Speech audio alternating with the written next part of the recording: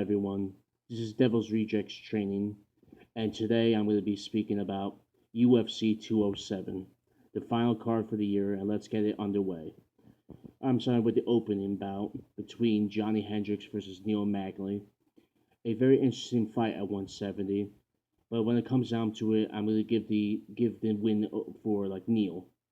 My reasoning is because he has great wrestling, very great defensive wrestling, and he has a very long reach and knows how to use his hands. That's for sure. Well, it seems it comes down to it. Johnny has had a really rough patch lately, and his last victory was against Matt Brown. Comes down to it, they do want to have Johnny fight at middleweight. Johnny was once quoted saying that he will retire first before going up to middleweight. So I'm not sure what he's planning to do. This is a must-win fight for Johnny, but as I said, I'm going with Neil with this one. I'm going with Neil by decision. I believe he's going to outclass him. All right, next fight. TJ Dillashaw versus John Whitaker. I love this fight.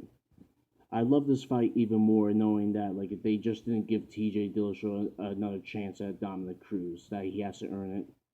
That's what I feel that there's been a real problem with the UFC because it seems that some of these champions, they have a real monopoly over their division. So making this kid work for a title shot, I'm a huge fan of. When it comes down to this contest, hate me if you want, I'm going with John Whitaker. Comes down to it, John Whitaker is pretty much the opposite of TJ. He's very flat-footed compared to TJ's footwork.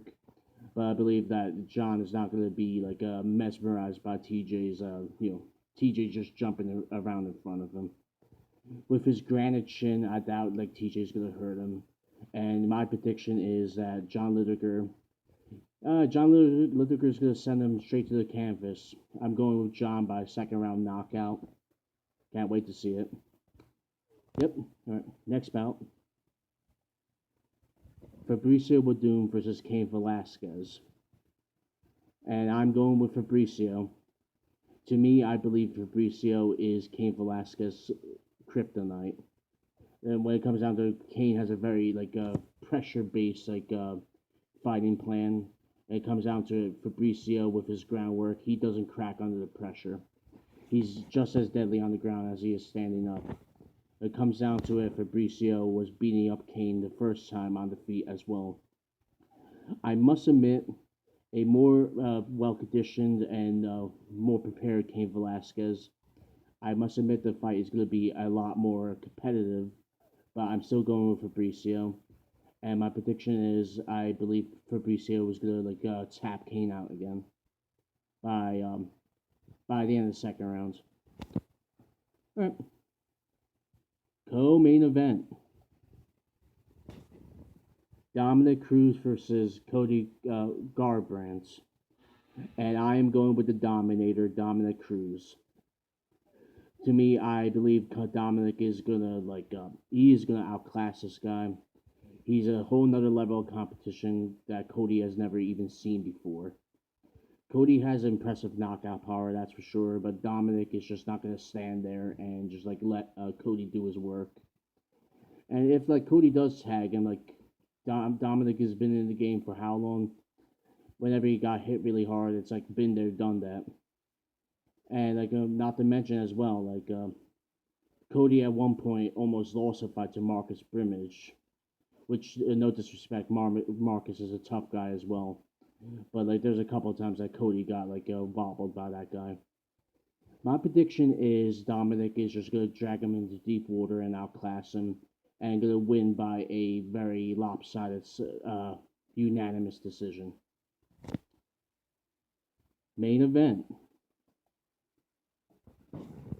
The champion Amanda Nunes versus the returning Ronda Rousey.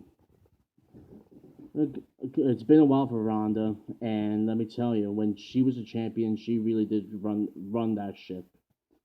The title lately has been playing hopscotch from Holly Holm to Miesha Tate to Nunes, and my prediction is if Ronda's head is in the game and the heart is there, I believe Ronda could take it. My prediction is Ronda by first round TKO. But Ronda is gonna have to fight a very smart fight. Be more about grappling. You just take her down and just beat her up there, and possibly go for that submission. But to me, like Ronda has to apply the pressure and not like Amanda get back up on her feet. All right, it comes out that's enough with the main card. Now I'm gonna go move on to my honorable mentions, and right here I'm gonna go out to Fake Cowboy, Alex Oliveira versus the Dirty Bird, Tim Means. To me, this is a fight where fans win. Tim is a very scrappy and dirty guy. And Alex is a tough dude as well. It seems like after the son Alex pulled, they're making him fight at welterweight again. And I don't blame them. Comes down to it, I'm going with Tim Memes for this one. If he fights that dirty fighting style and makes the fight ugly, I think he has the advantage. To me, I'm going Tim Memes by second round TKO. If he gets Alex in that clinch and just beats him up and makes him a bloody mess, should be a very entertaining fight. And now, and what I perceive to be the featured prelim event. Welterweight veteran Dun Young Kim versus TRex Saperstein. Comes down to it, I'm going with Dun Young Kim for this one. He's a real veteran. He's been in the scene for a while.